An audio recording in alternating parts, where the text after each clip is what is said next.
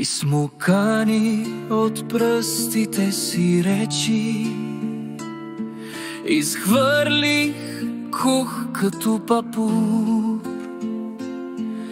Позор пред мъдрите претечи, бел течех в словесен каламбур.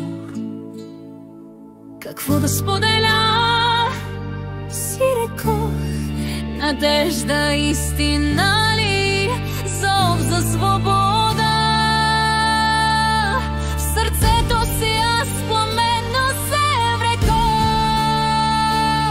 Ще дам момент на тишина.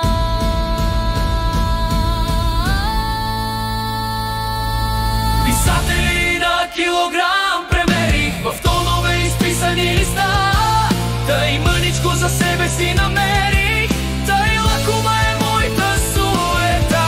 И просто станах си какъвто бяха. Мъдростта тъй мъдро ме будеше. Защо четях и не разбрах защо? Привидно ме болеше.